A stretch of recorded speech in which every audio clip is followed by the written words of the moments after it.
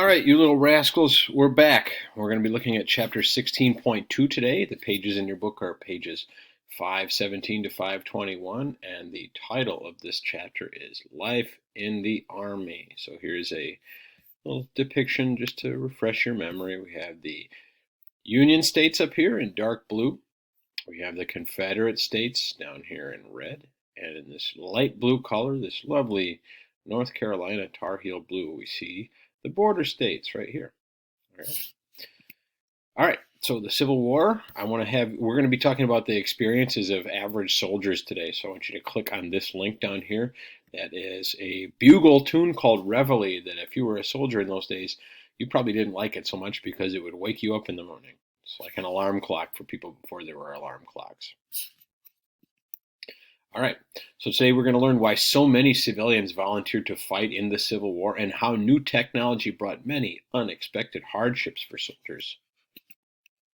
All right, so civilians become soldiers. The majority of soldiers in the Civil War were between the ages of 18 and 30, so the young end all the way up to mature adulthood.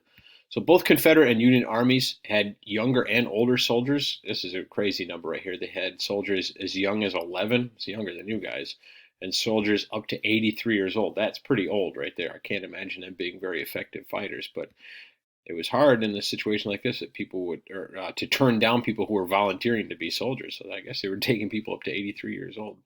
And soldiers came from cities and towns and farms across America. So there are two video links right here. One is about average experiences of soldiers that I want you to watch. And then there is a quick video on women during the Civil War and the important and immense role that women played in this fight. So here's a vocabulary word that's going to be critical for today. The word is enlist. That means to join the armed forces or to sign up for the Army or the Navy or something like that. That's enlisting. So volunteers rushed to enlist in both the Union and Confederate armies. There were very, very passionate feelings on both sides, so a lot of people signed up. So many were farmers who had never been far from home. I read somewhere one time that most of the people that fought in that war had never been more than about 5 miles from their place of birth. People didn't travel that much. There weren't many options for traveling in those days.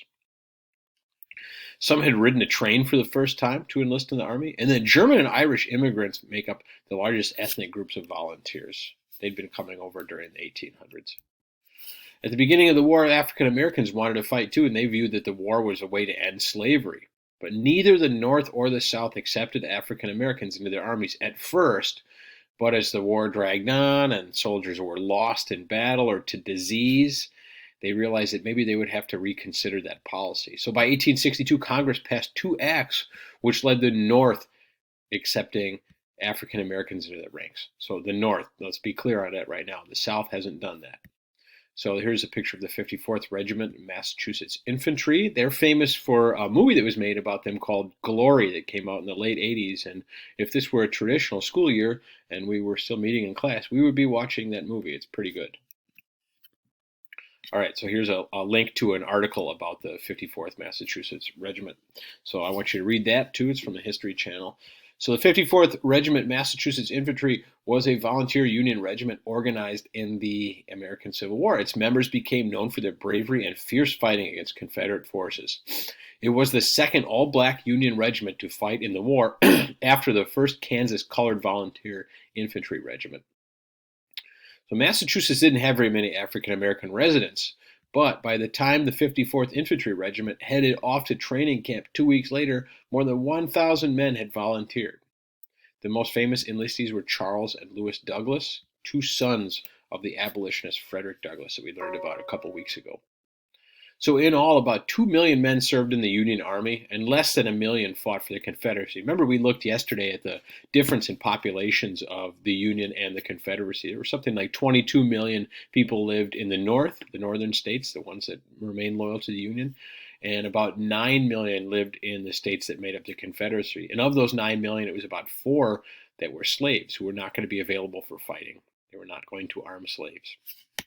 Well, most of the people who fought were volunteers, and they enlisted for many different reasons. Some out of loyalty to their state or out of loyalty to the country. Some did it for excitement or adventure. Some did it to escape their boring daily routines and lives, and some did it for the money. So, what do the soldiers look like? Well, we learned a little bit about Bull Run already. Bull Run's a little bit confusing because the South at least hadn't standardized on uniforms. So they were kind of just dressed in their regular clothes. So the Union soldiers of the North, they wore blue uniforms, and the uniforms were typically of very poor quality. They could not hold up under the elements and doing things like marching and things like that. They would just some kind of fall apart. They were cheap, garbage clothes. So Confederate soldiers wore gray or yellowish brown. Sometimes they call it butternut. Some states had trouble providing uniforms at all, and some soldiers in the Confederacy even lacked shoes. It's pretty tough if you're going to be marching all the time. So after enlisting, soldiers were sent to an army camp for training, and they lived in tents and they practiced drills and maneuvers all the time. Drill, drill, drill. So after battles, just to talk about a little bit of the lack of supplies again over here, after battles, soldiers that were in need would sometimes take coats, boots, and other clothing off of dead bodies that were left in the field.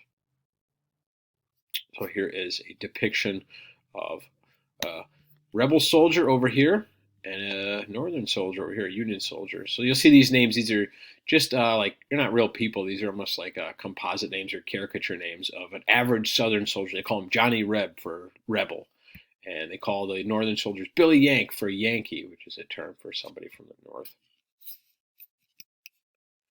So let's talk about unhealthy conditions here. So we had great advances in military weapons and artillery and technology and tactics brought tons and tons more casualties this war than anybody was really expecting or anybody had really seen before. So medical equipment was really, really primitive or basic.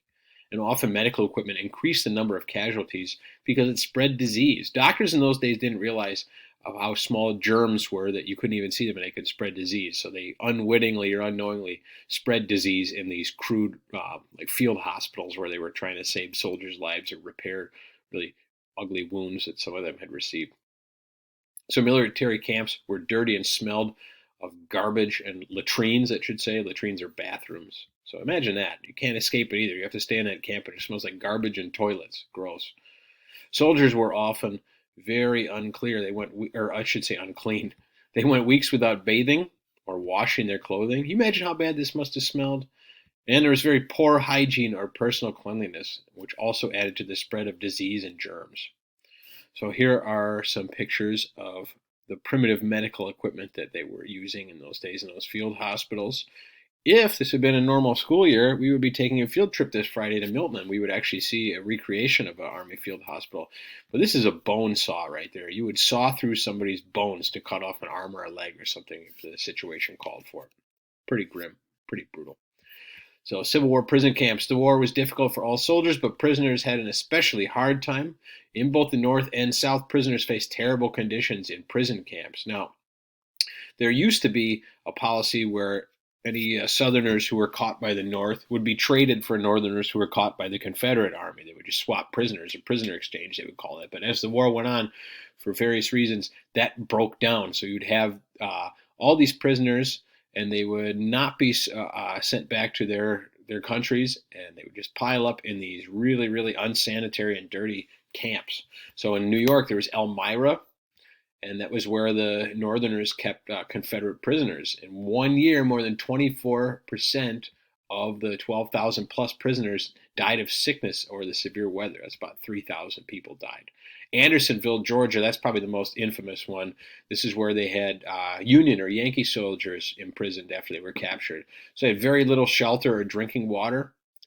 I'm going to tell you something gross. So they had one little stream in Andersonville that the soldiers who were prisoners there had to use for their drinking water and their toilet at the same time. So 13,000 people died from starvation, disease, and exposure to the weather. They weren't even given, for a while, structures to live in. They were just, a lot of them would just dig holes in the ground, and that's how they survived. Really, really brutal. You can go down there and visit it. I think it's in southern Georgia. I've never been there, but I've heard it's really haunting. Changes in military technology. So earlier we said that new weaponry increased the number of casualties during the Civil War, but it also changed battlefield strategies. Here's a quick video right here I want you to listen to. It talks about some of these issues. So rifles and mini balls. Guns with long barrels shot bullets that spun and expanded after firing. They could shoot farther and more with more accuracy. So that's going to make firepower of average infantry guys with these rifles. They're going to be much more deadly now because they can hit targets that are farther away and they can reliably hit them with greater accuracy. So let's talk about naval warfare, ships on the water. We start to see ironclads, Navy, which is Navy warships like wooden ships, but they're covered with iron. It's like a protective armor on those. They're also faster and better protected than wooden ships. So there is a famous battle in March of 1862 with two ironclads, the Monitor, which was a Union ironclad, and they fought against the Merrimack, or as they call it in the South of Virginia. It was a ship that was taken from the Union and fitted with iron plates on the side. It ended up being a draw, but the Merrimack, or the Virginia, whatever you want to call it, took out a couple of wooden ships of the Union. So the Union, building many ironclads, create an inland navy to control southern rivers. We call it a brown water navy. It's going to be important for taking control of the Mississippi and the Tennessee and the Cumberland and other rivers in the South. And the Union also had a superior railway system, something like 22,000 miles of railroads in the north and only about 9,000 in the south. So it's a huge advantage for them. All right. So I'm not going to have you click on this link. I'm just going to include it in Google Classroom. Here's a quick link on the Merrimack and the Monitor right here. That's a depiction of them fighting off Hampton Roads in Virginia in 1862. All right, so review these slides, take a look at the links, and then complete the activity in Google Classroom, and I will talk to you tomorrow. Thanks, everybody.